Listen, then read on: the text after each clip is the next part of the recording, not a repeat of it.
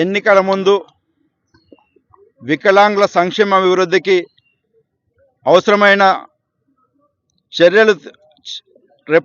అధికారంలోకి వస్తే చేపడతామనే ఉద్దేశంతో మేనిఫెస్టోలతో ఏదైతే అంశాలు చేర్చిందో వికలాంగుల పెన్షన్ 6,000, వృద్ధుల వితంతువులు ఇతర సామాజిక పెన్షన్లు 4,000, తీవ్ర వైకల్యం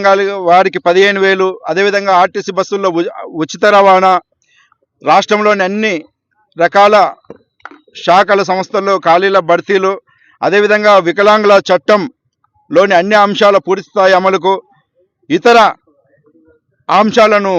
ప్రభుత్వం ఏర్పడిన మొదటి నెల నుంచి మొదలెడితే దశల వారీగా సంవత్సరం లోపల అన్ని కార్యక్రమాలు అమలు చేస్తున్న రాష్ట్ర ప్రభుత్వం, పెన్షన్ వచ్చిన ప్రభుత్వం ఏర్పడిన నెల రోజుల్లోనే మొట్టమొదటి అంశం పెన్షన్ అమలు చేస్తున్న ముఖ్యమంత్రి, మిగతా అంశాలు 100 రోజుల లోపల అమలు చేస్తున్న ముఖ్యమంత్రి. దురదృష్టం ఏంటంటే ఈ రోజున 2.5 సంవత్సరాలు దాటిన రాష్ట్ర ప్రభుత్వం మొండి వైఖరి, ప్రతిపక్ష నాయకులు వికలాంగుల అంశం పట్టించుకోకపోవడం, ప్రజా సంఘాల వారు ఎవరికి వారి సమస్యల సాధన గురించి పట్టించుకొని వికలాంగుల సమస్యల గురించి మాట్లాడకపోవడం ఎంత దుర్మార్గమైన వ్యవస్థ అంటే, సోదరులారా, రాజ్యాంగం ప్రకారం శాసన వ్యవస్థ, కార్యనిర్వాహక వ్యవస్థ అయితే, న్యాయ వ్యవస్థ అయితే, 4వ స్తంభమైన పత్రికా ఎలక్ట్రానిక్ మీడియా ప్రసారం మీ యొక్క అండతోని మేము ఇవాళ ఉద్యమాలకు ముందుకెళ్తున్నాం.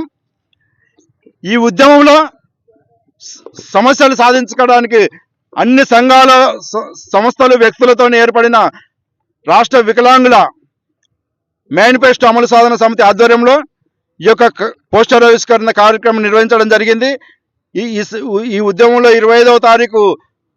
వికలాంగుల నిరాదీక్షలు, 26వ తారీఖున చలో అసెంబ్లీ నిర్వహించడం జరుగుతుంది. ఇందులో పాల్గొన్న ఆయా సంఘాల ప్రతినిధులు ముదిగోడి నరసింహగౌడ్ గారు, అదేవిధంగా వంశీరాజు రామచంద్ర గారు, డెవలప్మెంట్ అసోసియేషన్ ఫర్ ద డెఫ్ ప్రసాద్ గారు, అదేవిధంగా మరుగుజ్జుల సంఘం అధ్యక్షులు మల్లేషు, సైదుల్ గారు, ఇతర